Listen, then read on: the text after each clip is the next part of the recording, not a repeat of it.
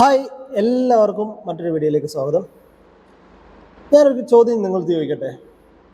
നിങ്ങൾ ഈ വെൽഡിംഗ് വർക്കുകളൊക്കെ ചെയ്യുമ്പോൾ ഗ്യാസ് സിലിണ്ടർ വെറും 2 മീറ്റർ അല്ലെങ്കിൽ 3 മീറ്റർ ഒക്കെ അകലത്തിലാണോ നിങ്ങൾ വെച്ചിരിക്കുന്നത്? അങ്ങനെയാണെങ്കിൽ അറിയാതെ നിങ്ങളൊരു വലിയ ബോംബിൻ്റെ അടുത്ത് നിന്നാണ് ജോലി ചെയ്യുന്നത് എന്ന് എനിക്ക് പറയേണ്ടി വരും. നിങ്ങൾക്കറിയാവോ, ഈ ഒരു ചെറിയ സ്പാർക്ക് മാത്രം മതി ലക്ഷങ്ങളുടെ നഷ്ടവും പലപ്പോഴും ജീവനാശവും വരെ സംഭവിക്കാൻ വേണ്ടിയിട്ട്. അപ്പോൾ അതുകൊണ്ട് ഇന്നത്തെ നമ്മുടെ വീഡിയോ ഒരിക്കലും നിങ്ങൾ ആരും സ്കിപ്പ് ചെയ്യാതെ കാണുക. അതായത് നമ്മുടെ സേഫ്റ്റി ഓഫീസേഴ്സ്, പിന്നെ അതുപോലെ തന്നെ വെൽഡേഴ്സ്, സൂപ്പർവൈസേഴ്സ്, ഫാക്ടറി മാനേജേഴ്സ്, അല്ലെങ്കിൽ കോൺട്രാക്ടേഴ്സ് തുടങ്ങിയിട്ടുള്ള ഹോട്ട് വർക്ക് ചെയ്യുന്ന എല്ലാവരും തീർച്ചയായും അറിഞ്ഞിരിക്കേണ്ട ഒരു സബ്ജക്റ്റാണിത്. അപ്പോഴെന്തായാലും നമുക്ക് സമയം കളയുന്നില്ല, നേരെ സബ്ജക്റ്റിലേക്ക് പോകും.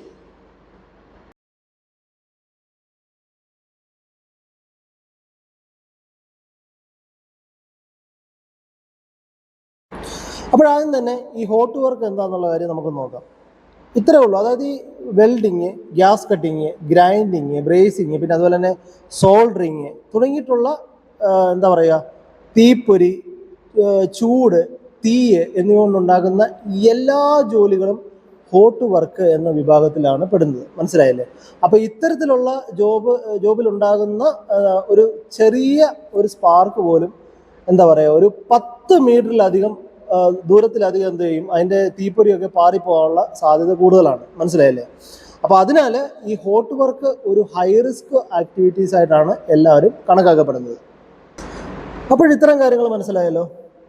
ഇനി ഈ ഫ്ലെയിമുകൾ ഗ്യാസ് സിലിണ്ടേഴ്സ് എത്ര അകലത്തിലായിരിക്കണം ഹോട്ട് വർക്ക് നടക്കുന്നതെന്നുള്ള ഡിസ്റ്റൻസ് എന്നുള്ള കാര്യങ്ങളൊക്കെയാണ് നമ്മൾ ഇനി നോക്കാൻ വേണ്ടി പോകുന്നത്. അതായത് ഈ LPG, പിന്നെ അതുപോലെ തന്നെ അസറ്റ്ലീന്, പിന്നെ അതുപോലെ തന്നെ പ്രൊപ്പൈന് പോലുള്ള ഫ്ലെയിമബിൾ ഗ്യാസ് സിലിണ്ടേഴ്സ് ഒരിക്കലും വെൽഡിംഗ് മെഷീൻ്റെ തൊട്ടടുത്ത് കൊണ്ടുവെക്കാനോ ഒന്നും പാടില്ല. മനസ്സിലായില്ലേ? കാരണം സുരക്ഷാ മാനദണ്ഡങ്ങൾ പ്രകാരം ഇവ ഹോട്ട് വർക്ക് ഏരിയയിൽ നിന്ന് കുറഞ്ഞത് എത്ര മീറ്റർ ആണെന്നറിയോ? 10 മീറ്ററെങ്കിലും അകലത്തിലായിരിക്കണം സൂക്ഷിക്കേണ്ടത് എന്നൊക്കെയാണ് പറയപ്പെടുന്നത്. മനസ്സിലായില്ലേ? അപ്പോൾ എന്തുകൊണ്ടാണ് ഈ 10 മീറ്റർ എന്ന് പറഞ്ഞു കഴിഞ്ഞാൽ, കാരണം ഈ വെൽഡിങ്ങിൻ്റെ സ്പാർക്ക്, പിന്നെ മോൾട്ടൻ മെറ്റൽസ്, പിന്നെ അതുപോലെ തന്നെ റേഡിയൻ്റ് ഹീറ്റ് എന്നിവ ഗ്യാസ് സിലിണ്ടേഴ്സിനെ ബാധിച്ചു കഴിഞ്ഞാൽ തീപിടുത്തമോ അല്ലെങ്കിൽ ഭയങ്കര രീതിയിലുള്ള സ്ഫോടനമോ കാര്യങ്ങളോ ഒക്കെ ഉണ്ടാകാനുള്ള ചാൻസ് വളരെയധികം കൂടുതലാണ്. മനസ്സിലായില്ലേ? അപ്പോൾ ചെറിയ ഒരു അശ്രദ്ധ പോലും വലിയ ഒരു ദുരന്തമായിട്ട് അന്നേരം അവിടെ മാറാനുള്ള ചാൻസ് വളരെയധികം കൂടുതലാണ്. ഇനി നമ്മൾ നോക്കാൻ വേണ്ടി പോകുന്നത് ഓക്സിജൻ സിലിണ്ടേഴ്സിനെ സംബന്ധിച്ചിട്ടുള്ള പ്രധാനപ്പെട്ട കുറച്ച് നിയമങ്ങളെ കുറിച്ചിട്ടാണ്. അതായത് ഈ പലർക്കും ഒരു തെറ്റിദ്ധാരണയുണ്ട്, ഓക്സിജൻ കത്തത്തില്ലല്ലോ, പിന്നെ എന്താണ് പ്രശ്നം അല്ലേ? എന്നാൽ എന്താ പറയുക, യഥാർത്ഥ അപകടം എവിടെയാണ് എന്നുള്ള കാര്യം നിങ്ങൾക്കറിയാം. ഈ ഓക്സിജൻ സ്വയം തീ പിടിക്കത്തില്ല, നമുക്ക് എല്ലാവർക്കും അറിയാം. പക്ഷേ ഈ തീ കത്താനുള്ള ശക്തി ഈ ഒരു സാധനം 10 മടങ്ങ് ഭയങ്കരമായിട്ട് വർദ്ധിപ്പിച്ചു കളയും ഈ ഓക്സിജൻ. മനസ്സിലായില്ലേ? ഇപ്പോൾ ഒരു ഉദാഹരണം പറയുകയാണെങ്കിൽ, ഒരു ചെറിയൊരു തീ സാധാരണ സാഹചര്യത്തിൽ പതുക്കെയാണ് കത്തുക അല്ലേ? നമ്മളിപ്പോൾ സാധാരണ എവിടെയെങ്കിലുമൊക്കെ ചെറിയ തീ ഇടുമ്പോൾ സാധാരണ ചെറിയ രീതിയിലല്ല കത്തുക. എന്നാൽ ഈ അതേ തീ തന്നെ ഓക്സിജൻ കൂടുതലുള്ള ഒരു സ്ഥലത്ത് ഉണ്ടായാൽ എന്തായിരിക്കും സംഭവിക്കുക? അത് നിമിഷങ്ങൾക്കുള്ളിൽ അതിശക്തമായിട്ട് സ്പ്രെഡ് ആവാനുള്ള ചാൻസ് വളരെയധികം കൂടുതലാണ് അല്ലേ? അപ്പോൾ അതുകൊണ്ടാണ് ഈ ഓക്സിജൻ സിലിണ്ടേഴ്സും അല്ലെങ്കിൽ LPG, അസറ്റിലിൻ പോലുള്ള ഫ്യൂവൽ ഗ്യാസ് സിലിണ്ടേഴ്സ് ഒന്നും ഹോട്ട് വർക്ക് ചെയ്യുന്ന ഏരിയയിലൊന്നും കൊണ്ടുപോയി സൂക്ഷിക്കരുതെന്ന് പറയുന്നത്. മനസ്സിലായില്ലേ? അപ്പോൾ ഈ സേഫ്റ്റി മാനദണ്ഡങ്ങളൊക്കെ പ്രകാരം എന്താ പറയുന്നത്, ഇവ തമ്മിൽ മിനിമം ഒരു 6 മീറ്റർ 10 മീറ്റർ 6 മീറ്റർ തൊട്ട് ഒരു 10 മീറ്റർ ഡിസ്റ്റൻസ് എങ്കിലും നമ്മൾ എന്ത് ചെയ്യണം, കീപ്പ് ചെയ്തിരിക്കണം എന്ന് പറയുന്നത്. മനസ്സിലായില്ലേ? അപ്പോൾ ഇത് അതിൽ നമ്മൾ ഏറ്റവും കൂടുതൽ കാര്യം ശ്രദ്ധിക്കാനുള്ളത് എന്താണെന്ന് വെച്ച് കഴിഞ്ഞാൽ, നിങ്ങൾക്ക് ഇനിയും സ്ഥലപരിമിതികളോ കാര്യങ്ങളോ ഒക്കെ ഉണ്ടെങ്കിൽ ഈ ഫയർ ഇങ്ങനെ സ്പ്രെഡ് ആവുന്നത് തടയുന്നതിനൊക്കെയുള്ള ഈ ഫയർ റെസിസ്റ്റൻറ്റ് ബാരിയേഴ്സ് ഒക്കെ ഉണ്ടാവും. അപ്പോൾ അതൊക്കെ ഉപയോഗിച്ചിട്ട് ഇതിനെ നമ്മൾ എന്ത് ചെയ്യണം, സെപ്പറേറ്റ് ചെയ്യണം. മനസ്സിലായില്ലേ? അപ്പോൾ ഈ ഒരു കാര്യങ്ങളൊക്കെ ചെറിയ എന്താ പറയുന്നത് പ്രിക്കോഷൻസ് ഒക്കെ നമ്മൾ എടുത്തു കഴിഞ്ഞാൽ വലിയ രീതിയിലുള്ള അപകടവും സ്ഫോടനവും ഒക്കെ നമുക്ക് ഒഴിവാക്കാനായിട്ട് സാധിക്കും. മനസ്സിലായില്ലേ?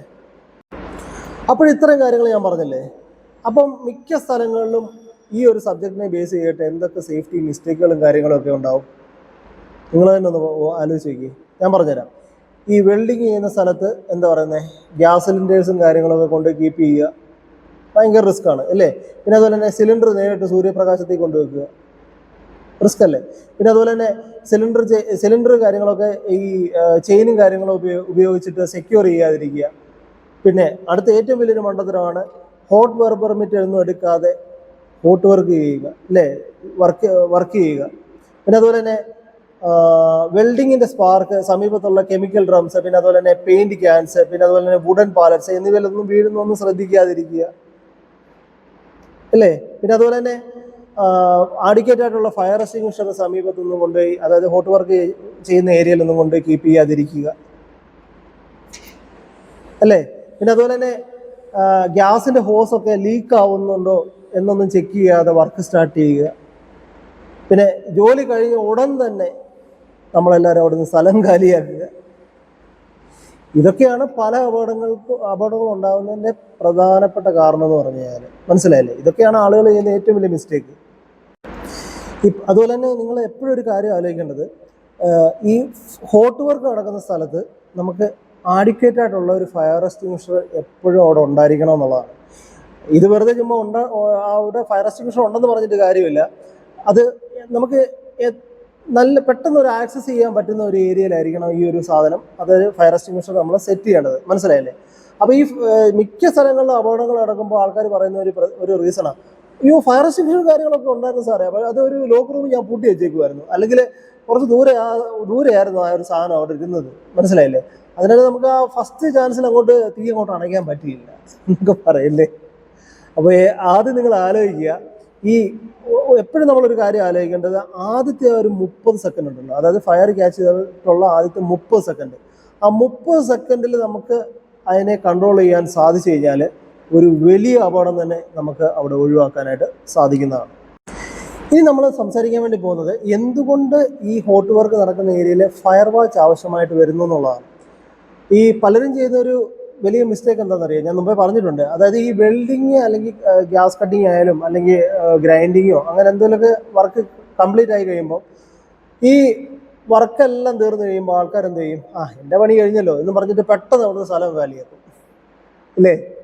പക്ഷേ യഥാർത്ഥ അപകടം പലപ്പോഴും അതിന് ശേഷമാണ് സംഭവിക്കുന്നത്. അപ്പോൾ ഈ വീഡിയോ കാണുന്ന പല ആൾക്കാർക്ക് ഈ ഒരു അനുഭവം ഉണ്ടായിരുന്നായിരിക്കാം അല്ലേ. പിന്നെ ഈ വെൽഡിങ്, നിങ്ങൾക്കറിയാം, ഈ വെൽഡിങ് നടക്കുന്ന സമയത്ത് അല്ലെങ്കിൽ ഗ്രൈൻഡിങ്ങോ ഒക്കെ നടക്കുന്ന സമയത്ത് സ്പാർക്ക് ഉണ്ടാവും. അപ്പോൾ അതിൻ്റെ തീപ്പൊരി എന്ത് ചെയ്യും, വല്ല മരത്തിലോ അല്ല തുണിയിലോ കാർഡ്ബോർഡിലോ അല്ലെങ്കിൽ ഈവൻ പ്ലാസ്റ്റിക്കിലോ ഒക്കെ വീണിട്ട് അതിൻ്റെ തീ പുറത്തേക്കൊന്നും കാണിക്കാതെ അത് കുറച്ച് സമയം ഇങ്ങനെ കിടക്കും. പിന്നീട് എന്ത് സംഭവിക്കും, പിന്നീട് അതിങ്ങനെ പതുക്കെ ഇങ്ങനെ കത്തി തുടങ്ങി ഒരു വലിയ തീപിടുത്തമായിട്ട് അങ്ങ് മാറും. മനസ്സിലായില്ലേ? അപ്പോൾ അതുകൊണ്ടാണ് ഈ ഹോട്ട് വർക്ക് കഴിഞ്ഞാലും കുറഞ്ഞൊരു 30 മിനിറ്റെങ്കിലും ഒരാൾ ആ ഒരു ഏരിയ എപ്പോഴും അവിടെ നിന്ന് നിരീക്ഷിക്കണം എന്ന് പറയുന്നത്. അതിനെയാണ് നമ്മൾ ഫയർ വാച്ച് എന്ന് പറയുന്നത്. ഇപ്പോൾ സംഭവം മനസ്സിലായില്ലേ? അതായത് ജോബ് കഴിഞ്ഞാലും അപകട സാധ്യത പൂർണ്ണമായും അവസാനിച്ചിട്ടില്ലെന്ന് ഉറപ്പാക്കുന്നതിനുള്ള ഒരു സുരക്ഷാ നടപടിയാണ് ഈ ഫയർ വാച്ച് എന്ന് പറയുന്നത്. ഇനി നമ്മൾ പറയാൻ വേണ്ടി പോകുന്നത് ഹോട്ട് വർക്ക് പെർമിറ്റിൻ്റെ പ്രാധാന്യത്തെക്കുറിച്ചിട്ടാണ്. നമുക്കെല്ലാവർക്കും അറിയാം, പല കമ്പനികളിലും പല ആളുകളും ഈ പെർമിറ്റ് എന്ന് പറഞ്ഞു കേൾക്കുമ്പോൾ അതൊക്കെ ഒരു പേപ്പറായിട്ട് അവർ വിചാരിക്കുന്നത്. മനസ്സിലായില്ലേ? യഥാർത്ഥത്തിൽ ഒരു ഹോട്ട് വർക്ക് പെർമിറ്റ് എന്ന് പറഞ്ഞു കഴിഞ്ഞാൽ ഒരു റിസ്ക് അസസ്മെൻറ്റ് പോലെ. ഗ്യാസ് ലീക്ക് ഉണ്ടോ, പിന്നെ അതുപോലെ തന്നെ ആഡിക്വേറ്റ് ആയിട്ടുള്ള ഫയർ എക്സ്റ്റിങ്വിഷേഴ്സ് ഉണ്ടോ അവിടെ, പിന്നെ അതുപോലെ തന്നെ ഫ്ലെയിമുകൾ മെറ്റീരിയൽസ് ഒക്കെ അവിടെ നീക്കം ചെയ്തിട്ടുണ്ടോ, ഫയർ വാച്ച് ഉണ്ടോ, പിന്നെ അതുപോലെ തന്നെ സിലിണ്ടർ സുരക്ഷിതമാണോ, ഇതെല്ലാം ഉറപ്പാക്കിയ ശേഷമാണ് നമ്മളൊരു പെർമിറ്റ് അനുവദിക്കുന്നത് അല്ലേ. സേഫ്റ്റി ഓഫീസേഴ്സിന് എല്ലാവർക്കും അറിയാം, ഇത് കാണുന്ന ഒട്ടുമിക്ക സേഫ്റ്റി ഓഫീസേഴ്സിനും ഈ ഒരു സംഭവം അറിയാവുന്നതാണ് അല്ലേ. അതിനാൽ ഈ പെർമിറ്റ് എന്ന് പറയുന്നത് എപ്പോഴും വെറും ഒപ്പിടാനുള്ള ഒരു പേപ്പർ മാത്രമല്ല, അത് നമ്മുടെ എല്ലാം ജീവൻ രക്ഷിക്കുന്ന ഒരു സേഫ്റ്റി സിസ്റ്റമാണ് എന്നുള്ള കാര്യം ആരും മനസ്സിലാക്കാതെ പോകരുത്. അപ്പോൾ ഈ പറഞ്ഞതിൽ എന്തൊക്കെ കാര്യങ്ങൾ നമ്മൾ ഓർത്തിരിക്കണം, അതായത് വെൽഡിങ് അല്ലെങ്കിൽ മറ്റേതെങ്കിലും ഹോട്ട് വർക്ക് ചെയ്യുന്ന സമയത്ത് ഫ്ലെയിമുകൾ ഗ്യാസ് സിലിണ്ടേഴ്സ് കുറഞ്ഞത് 10 മീറ്ററെങ്കിലും അകലത്തിലായിരിക്കണം. മനസ്സിലായില്ലേ? പിന്നെ അതുപോലെ തന്നെ ഓക്സിജൻ സിലിണ്ടേഴ്സും അതുപോലെ തന്നെ ഫ്യൂവൽ ഗ്യാസ് സിലിണ്ടേഴ്സും ഒക്കെ കുറഞ്ഞത് 6 മീറ്റർ അകലം പാലിക്കുകയോ അതിന് സാധിക്കാത്ത പക്ഷം ഒരു ഫയർ റെസിസ്റ്റൻറ്റ് ബാരിയേഴ്സ് ഉപയോഗിച്ചിട്ട് അതിനെ സെപ്പറേറ്റ് ചെയ്യുകയോ വേണം. മനസ്സിലായല്ലോ? പിന്നെ അതുപോലെ തന്നെ ഹോട്ട് വർക്ക് ചെയ്യുന്നതിന് മുമ്പ് നമ്മൾ ഹോട്ട് വർക്ക് പെർമിറ്റ് എടുക്കേണ്ടത് വളരെയധികം അത്യാവശ്യമായിട്ടുള്ള കാര്യമാണ്. പിന്നെ അതുപോലെ തന്നെ ഗ്യാസ് ഹോസിലോ അല്ലെങ്കിൽ കണക്ഷൻ ഹോസിലോ ലീക്കോ കാര്യങ്ങളോ ഒക്കെ ഉണ്ടോ എന്നുള്ള കാര്യങ്ങൾ നമ്മൾ ചെക്ക് ചെയ്തിരിക്കണം. സമീപത്ത് കത്തിപ്പിടിക്കാവുന്ന എന്തെങ്കിലും വസ്തുക്കൾ ഉണ്ടെങ്കിൽ അത് എത്രയും പെട്ടെന്ന് മാറ്റി വയ്ക്കുകയും വേണം. അതുപോലെ അനുയോജ്യമായ ഫയർ എക്സ്റ്റിങ്വിഷേഴ്സും കാര്യങ്ങളൊക്കെ നമ്മുടെ കൈവശം ഉണ്ടായിരിക്കണം. പിന്നെ ജോബ് കഴിഞ്ഞ ഉടൻ തന്നെ സ്ഥലം വിട്ടു പോകരുത്. കുറഞ്ഞത് 30 മിനിറ്റെങ്കിലും ഫയർ വാച്ച് നമ്മൾ ഉറപ്പാക്കണം. മനസ്സിലായില്ലേ? അപ്പോൾ ഈ ഒരു എന്താ പറയുന്നത്, ഈ ഒരു ചെറിയ സുരക്ഷാ മുൻകരുതലുകളൊക്കെ നമ്മൾ പാലിച്ചു കഴിഞ്ഞാൽ വലിയ അപകടങ്ങളും ജീവനാശവും ഒക്കെ വലിയ ഒരു പരിധി വരെ നമുക്ക് ഒഴിവാക്കാനായിട്ട് സാധിക്കുന്നതാണ്. അപ്പോൾ ഓർക്കുക, സേഫ്റ്റി എന്ന് പറഞ്ഞു കഴിഞ്ഞാൽ ഒരു നിയമം പാലിക്കൽ മാത്രമല്ല, ഓരോരുത്തരുടെയും ജീവൻ സുരക്ഷിതമായി വീട്ടിലെത്തിക്കുവാനുള്ള ഒരു ഉത്തരവാദിത്വം കൂടിയാണ്. അപ്പോൾ ഈ പറഞ്ഞ കാര്യങ്ങളൊക്കെ നിങ്ങൾക്ക് മനസ്സിലായി എന്ന് ഞാൻ വിചാരിക്കുകയാണ്. അതുപോലെ തന്നെ വീഡിയോ നിങ്ങൾക്ക് ഇഷ്ടമായിട്ടുണ്ടെങ്കിൽ മറക്കാതെ നമ്മുടെ വീഡിയോ ലൈക്ക് ചെയ്യുക. പിന്നെ അതുപോലെ തന്നെ നിങ്ങളുടെ സുഹൃത്തുക്കൾക്കൊക്കെ ഈ ഒരു വീഡിയോ ഷെയർ ചെയ്ത് കൊടുക്കുക. അതുപോലെ തന്നെ നിങ്ങൾ ആദ്യമായിട്ടാണ് നമ്മുടെ വീഡിയോ കാണുന്നത് എങ്കിൽ നമ്മുടെ ചാനൽ മറക്കാതെ സബ്സ്ക്രൈബ് ചെയ്യുക. സബ്സ്ക്രൈബ് ചെയ്യുന്നതോടൊപ്പം തന്നെ അതിൻ്റെ തൊട്ടിപ്പുറത്ത് കാണുന്ന ആ ബെൽ ബട്ടണിലൂടെ മറക്കാതെ പ്രസ് ചെയ്യുക. എങ്കിൽ മാത്രമേ ഞാൻ ഇടുന്ന വീഡിയോസ് അപ്പോൾ തന്നെ നിങ്ങൾക്ക് നോട്ടിഫിക്കേഷനായിട്ട് ലഭിക്കുകയുള്ളൂ.